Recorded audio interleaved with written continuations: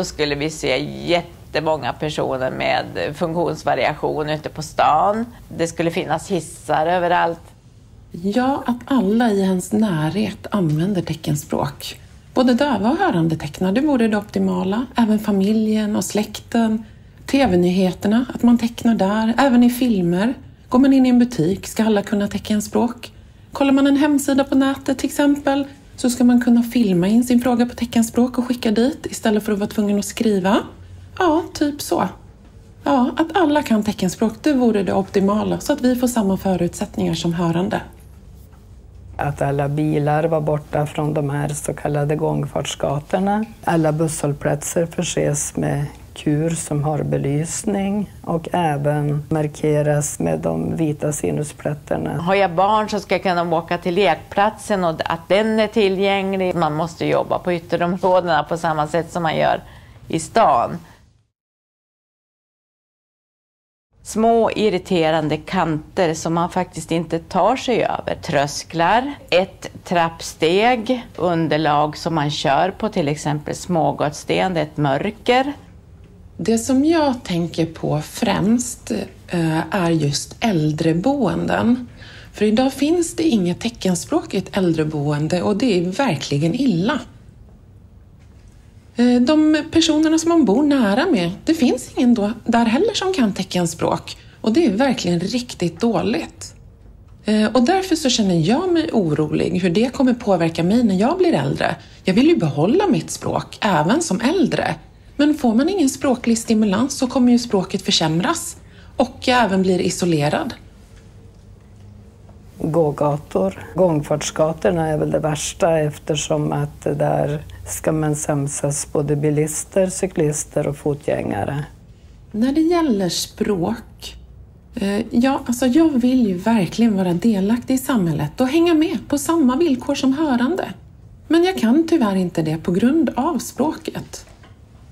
Och det handlar även om fördomar och bemötande från omgivningen. Vissa kanske aldrig har träffat döva, vet inte hur de ska bete sig. Medan andra vet och inte tycker det är konstigt alls, så det varierar. Och då ska jag förhålla mig till det. Trottoarpratare, uteserveringar som möbleras över vattenavrinningsrännor som vi använder som ledstråk. Bänkar som är utställda som kanske allmänheten flyttar på. Vi har en jättelång bit att vandra fortfarande. Jag har ju jobbat för det här i så många år och krävt olika förbättringar just för att vi ska kunna kommunicera på teckenspråk. Särskilt när det gäller äldreboenden. Men nej, de lyssnar inte. De säger ja, men det händer ingenting alls. Och så har det sett ut i 20-30 år. Det händer ingenting utan det ser likadant ut fortfarande. De vill ha nytänkande förslag och så vidare. Och ja, jag har förklarat, jag har kommit med olika förslag. Men det räcker tydligen inte och det handlar om pengar. Det gör mig förbannad. Jag har förklarat i så många år. Men det känns som att vi inte är lika mycket värda som andra. Vi är en liten grupp, ja. Och man satsar inte pengar på oss för att vi ska få samma kvalitet som andra. Men vi betalar ju skatt som alla andra, men ändå får vi inte samma kvalitet. Och det gör mig riktigt förbannad att de inte lyssnar på oss och våra önskemål.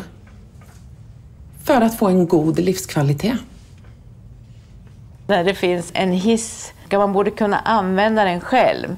Men som helt plötsligt man ska begära hjälp från en personal för att kunna ta sig ner eller upp. Och när man kommer fram till hissen då kanske det står en liten lapp med små bokstäver som dessutom sitter ganska högt upp. Och där sitter du och vet liksom inte vad du ska göra. När det är bestämt att man ska göra en sak som inte blir gjord rätt, till exempel att man ska lägga ett ledstråk. Man har varit med från början och sen så får man inte veta hur det kommer att bli innan det är lagt och så blir det lagt fel. Att man inte kommer ombord på en buss. Eller att bussen i sig är tillgängliga för att de har ramp. Men då har vi hållplatserna som inte är tillgängliga. Utrop på bussarna. Det har fungerat ibland och inte ibland. Och det gör ju att det blir osäkert att åka buss också. Då man inte ser var man är. Det går inte att åka tillgängligt, man hänvisas till färdtjänst. Ja, vi döva behöver ju mer visuell information. Och det kan funka till exempel som så att om man åker hiss och man då fastnar i hissen och trycker på larmknappen, då skulle man till exempel kunna ha blinkande lampor för att vi döva även ska veta att larmet faktiskt har gått, som en bekräftelse för oss. Att de redan ska ha tänkt på döva, det ska inte ha någon betydelse vad, utan servicen ska finnas även för oss och att det ska finnas tolk på plats till exempel. Ja. Om man tittar på FN-konventionen så har ju Sverige fått kritik för att man lever inte upp till vad som står i konventionen. Det kostar pengar, ja, men det kostar ännu mer om vi ska rätta till det efteråt.